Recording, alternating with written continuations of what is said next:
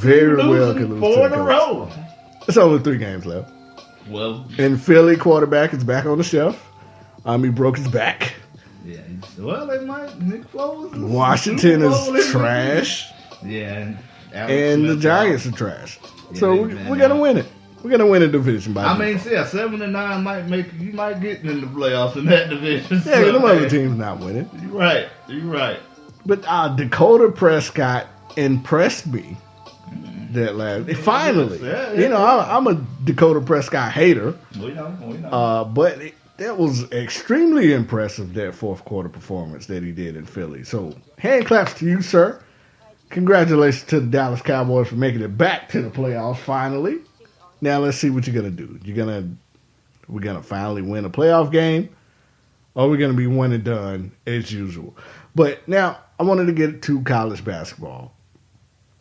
Before we talk about Duke, I have to talk about Carolina. Not necessarily with the play of the Tar Heels, but it seems to be a little distraction on campus right now. As it always seems to be some type of freaking distraction with the Tar Heels. Okay. There was a protest this week because of a Confederate monument being back on campus. Oh, okay. That's what y'all do there. UNC running rebels. Okay. Don't pencil that in, my Tar Heel. But a Confederate monument somehow made its way back on the campus. And there was a huge protest. Roy Williams came out and said, he wished it would just go away. He wished it just go away. He wished the situation would go away or the statue. I don't know. I just saw the quote. Roy's so nice. He's a racist. And that's what it sounds like to me. I just wish it would. So you want blacks to go away, Roy? Huh? So you want blacks to go away? No, that's not what I'm saying. I just go away. So you want all blacks to just go away? No, that's not what I'm saying. So what are you referring to as far as going away? Golly shucks. What I'm saying is, I just want it all to just go away. So you want all of the blacks to go away, not just the ones here on campus, but all. You're putting words in my mouth. No, that's what you're saying, Mr. Roy. You got any questions about Luke May? Who? Tyler Hansberry? Who? We don't know any of these players, sir. I gotta go. Thank you. Thank you, guys. Go Tar Heels. So now, we're dealing with this Confederate situation on campus. Do that, Confederate monument, and Duke is over there flying high. This is not a good time to be a Tar Heel right now. We gotta look at freaking this powerhouse that's going on in Duke. Hey, y'all ain't beating us. Y'all not beating us. Just straight up. We might. Straight up. Rivalry games are don't matter. Finicky. Don't matter. Y'all not beating us. Strong possibility. Okay, I take that back. Yeah, it's definitely not a strong possibility. It's a possibility. It's 2% chance y'all anything might will happen. You're right, and it's like a 1-2% chance y'all might win. I take that 2%. What if Zion gets suspended? For what? It goes to class, real classes. I'm just saying. On campus. He didn't have to walk by Confederate statues on his way to class. Third ranked team in the nation. I mean, we'll see what the problem is in Zion. I'm just saying, RJ, we all looking good over there. Somebody put some money in his pocket. That's all I'm saying. Prove it. Somebody got a job on campus. Prove it. I'm just saying. Prove it. I can't necessarily prove it right now. Exactly. But from what I heard, somebody got some money from somewhere. I mean, I heard a lot of stuff too, like y'all don't go to class and y'all make up classes. I never heard that. That was proven. Those allegations were dropped. We were not faced with any sanctions. I don't know how. Tar Heel Nation. All right, but you had that one. RJ Barrett looks incredible. I'd be hard to pass him up. Yeah, from an NBA, which is where I was transitioning. Ain't nothing wrong, Zion. Don't get me. Who would you rather have as the RJ? Yeah. Elaborate on that. He's just a better scorer. Like, shoot and shoot. He defends. It seems like he can do Score everything. at all three levels, and just... Somebody compared him to Jalen Rose. He's better than Jalen Rose. I would compare him to a... Yeah, his game, because he has a big NBA frame. Yeah. Not Zion big, but he definitely has an NBA body already. Maybe a DeRozan-ish? Boy, that's what I was thinking of. DeMar He DeRozan. can shoot the three, though. He can shoot better than DeMar. Yeah, and he play defense. I think they compared him to Jalen, because isn't he left-handed? I believe so. So, they just naturally. Yeah. One lefty to the other. But I would probably take him over Zion at this time. Zion is... I didn't know he got this passing ability. Didn't know he had that. Of course, we know he can jump out of the gym. He's damn near 300 pounds. He's strong as an ox. Just see a lot of Larry Johnson and Grandmama in him. And, he reminds me of Dominique Wilkins. Yeah. I see a lot of that. Because it seems like, he can score at will. Yeah. Dominique didn't necessarily have the best jump shot, but he was a scoring machine. And that's who Zion remind me of a lot. Ironically, he could wind up in Atlanta. He could, yeah. Home of Dominique. Yeah, they're not that great. Chicago, Oh, Chicago. Let's get on them as we transition to the NBA. So the Chicago Bulls, coming off the worst loss in NBA history, a day or two after they fired head coach Fred Hoiberg, lost, I believe, by 56 points to the Boston Celtics.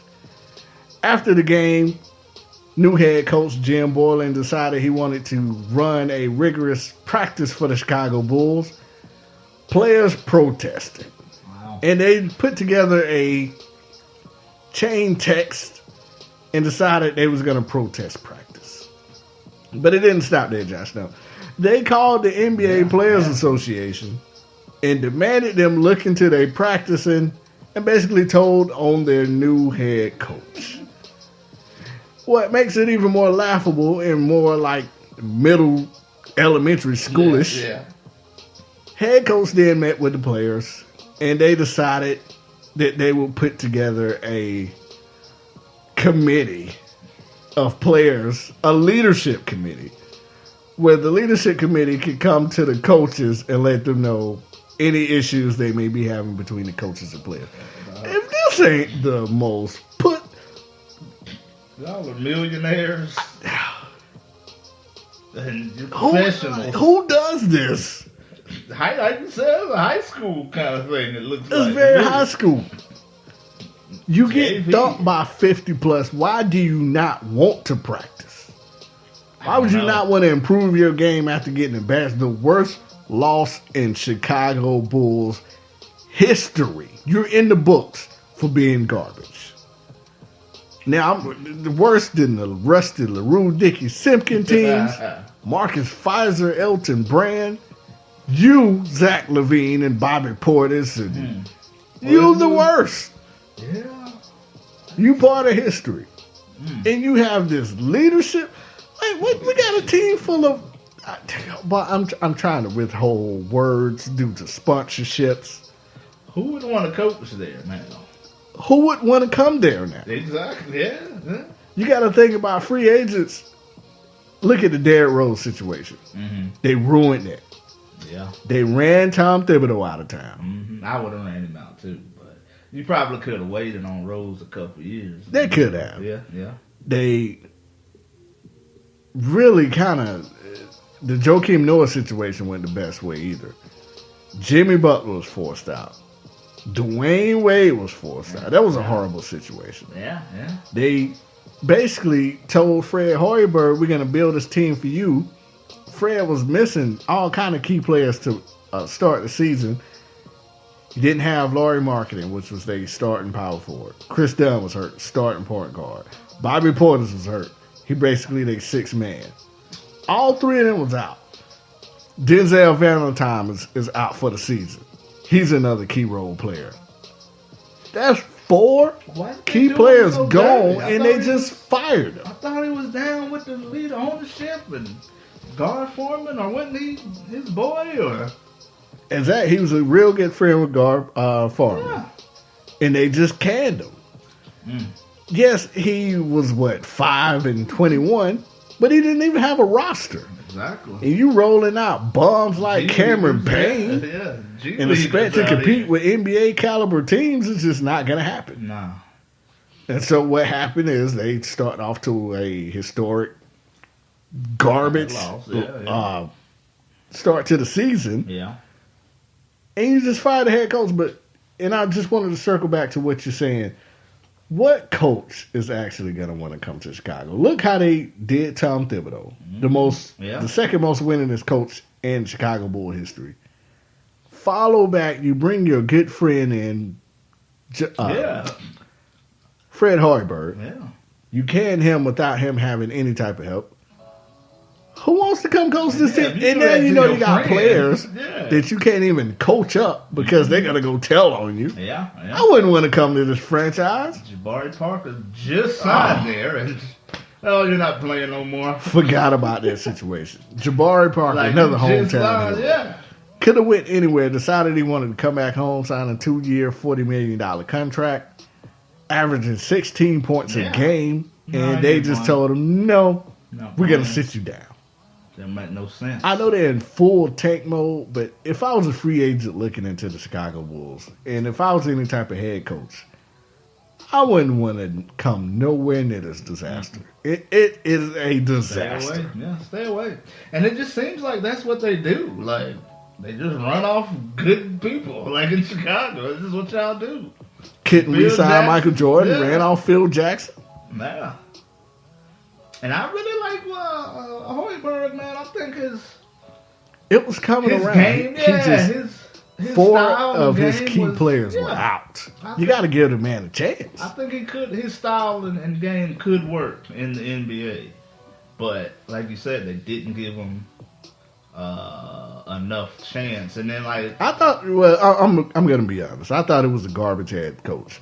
But I didn't think he deserved to be fired due to the fact that he was missing so many players to begin the season. And when it's fault that the team had was some trash. Flashes like last year. Yeah, they fought hard. Of the season, and y'all had a couple. And this is the thing with last year. 35. Last year they made it all the way to the 9th spot when they went on like a 10-game winning streak. Mm. Management wanted to tank. You can't tank if you're winning.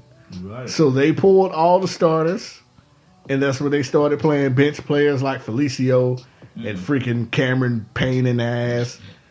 And of course they started losing and didn't wind up getting a number 1 overall pick. But that's exactly what they're doing this year with benching Jabari. They're going back into the tank mode, trying to get this number 1 overall seed and get Zion or RJ. It's embarrassing. It don't backfire. It could backfire. Very well could have backfired this year. Yeah. I do like Wendell. Cleveland about to get it because that's how it normally happens. When LeBron leaves, they get the number 1 pick. Yeah, I think they got something contractually obligated. You're probably right, yeah. Well, LeBron leaves, we're going to give you the number 1 overall pick. Give it to you. You get it twice, okay? We're going to break it up over 3 years. Can't give it to you in a row. Back to back. After he leaves, we got you. So 2019 and then 2021, you get the number 1. We're going to freeze the picks pick. like we did for Pat Ewing and the Knicks. But they don't even show it on TV. They just tell you, like, hey, we did it in the back. This is the results. Yeah, I don't trust the NBA at all. Yeah, no. Or any big time organization. All of it kind of got a hidden type of agenda. But speaking of hidden agendas, Kevin Durant is slithering through the NBA right now. I like to hear this. And he is slithering into the Los Angeles Lakers organization. No, he's not. I really think he has a hidden agenda. What you got here? This is what I say. Kevin Durant out of nowhere, and he's real good friends with LeBron James. They done did little TV shows in the past together. They're always hanging out. They was hanging out this offseason. I wouldn't say real good. They're good friends. Wow. Maybe not now. LeBron's about to cut them off. Okay. Or unless this is part of their elaborate plan to team up together. Kevin Durant came out and said that nobody wants to play with LeBron James. in the locker room around LeBron James is cancerous. Yeah. It's cancerous because I guess Glad what all he someone's demands. Yeah. It's cancerous because he has fanboys in the media. Yeah. Cough, cough.